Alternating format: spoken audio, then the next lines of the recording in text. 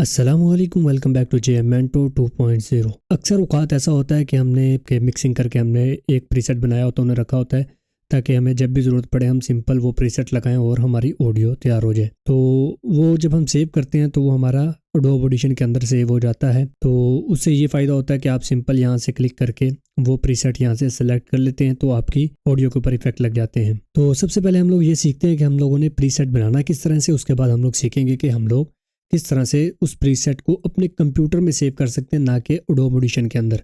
जब हम adobe audition के अंदर सेव करते हैं तो उससे ये नुकसान होता है कि अगर हमारी विंडो वगैरह उड़ जाती है या फिर हम कोई दूसरा पीसी इस्तेमाल करना चाहते हैं तो उसमें हमें दोबारा से सेटिंग्स बनानी पड़ेंगी। तो अगर आप लोग ये चाहते हैं कि आपको सेटिंग्स दोबारा से बनानी ना पड़े, सिंपल वो प्रीसेट को उसके अंदर खोलें तो जो सारी सेटिंग है उसके अंदर ओपन हो जाए, तो आज की वीडियो के अंदर हम यही सीखेंगे। तो आप लोगों ने सिंपल क्या करना है, आप लोगों ने पहले एक प्रीसेट बना लेना है। जैसे फ़र्ज़ करें कि मैंने यहाँ से इफ़ेक्ट ट्रैक में से, ठीक है, यहाँ से ये इफ़ेक्ट ट्रैक है, यहाँ से मैंने एक इफ़ेक्ट सेलेक्ट किया है जिसे हम यहाँ से ले लेते हैं जी, डायनामिक प्रोसेसर ले लें या फिर मल्टी बैंड कंप्रेसर ले लेता हूँ मैं। यहाँ से लेने के बाद मैं यहाँ से एक मिसाल के तौर पर मैं यहाँ से ब्रॉडकास्ट को सिलेक्ट कर रहा हूँ। उसके बाद मैंने यहाँ से कुछ ये बढ़ा दिए, ठीक है, अपनी तरफ से मैंने कुछ सेटिंग में चेंजिंग कर ली। ये मैंने बना के रख लिया, मुझे ये सेटिंग अच्छी लगी है। मैं डिटेल में नहीं जाऊँगा कैसे क्या प्रीसेट हम बना रहे हैं, ठीक है जी। रिवर्ब लगाने के बाद मैं कहता हूँ जी मैं एक आधा जो VST भी लगा लेता हूँ। लेकिन VST में ये चीज़ होगी कि वो VST है जो वो आपके पास उस वाले पीसी के अंदर भी इंस्टॉल होना ज़रूरी है जिसके अंदर आप इस प्रीसेट को चलाना चाहते हैं। जैसे तो फ़र्ज़ करें हमने ये इफ़ेक्ट लगा लिए, ये हमारे बहुत काम के इफ़ेक्ट हैं, हमने अपने बार बार इसे यूज़ करना है इन इफ़ेक्ट्स को।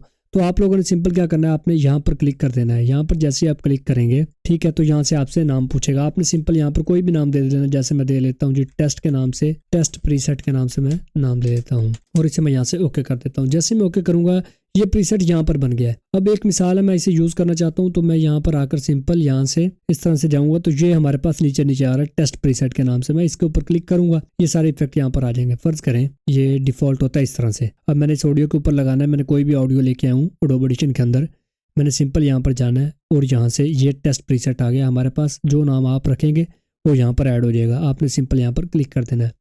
तो ये सारे के सारे इफेक्ट यहाँ पर हमारे पास लग चुके हैं, मतलब कि वन क्लिक में आपका काम इसमें बन जाता है। तो अब अगर आपकी विंडो उड़ जाती है या विंडो के साथ कोई मसला बन जाता है या फिर आप किसी दूसरे पीसी में इस्तेमाल करना चाहते हैं तो उसमें अगर आप यहाँ पर जाएंगे तो आपके पास ये आएगा नहीं, क्योंकि आपने अभी बनाकर सेव नहीं किया होगा एडोब ऑडिशन में। तो अगर आप वो काम करना चाहते हैं कि आप किसी भी कंप्यूटर के अंदर उसे यूज़ करना चाहते हैं, आपने सिंपल क्या करना है, अब आप लोगों ने सिंपल जाना है यहाँ पर मल्टी ट्रैक में चले जाना है, ठीक है। मल्टी ट्रैक में जाने के बाद कोई भी ऑडियो यहाँ पर ले आनी है। जैसे मेरे पास एक रॉ ऑडियो पड़ी हुई है, तो मल्टी ट्रैक में आप लोग जब जाएंगे आपके पास यहाँ पर आपने ये इफेक्ट लगा लिया, इस तरह से सेलेक्ट कर लिया रैक को सिलेक्ट करने के बाद आपने सिंपल यहाँ पर जाना है, इस वाले में डिफॉल्ट वाले में जाना है और यहाँ से आपने कोई भी जो मतलब कि जो आपने बनाया हुआ प्रीसेट वो लगा लेना। जैसे मैं यहाँ पर टेस्ट प्रीसेट के नाम से मैंने यहाँ पर लगा लिया इफेक्ट। अगर आप ये ऑडियो डिलीट करना चाहते हैं तो ऑडियो को डिलीट भी कर दें, उससे कोई फर्क नहीं पड़ेगा।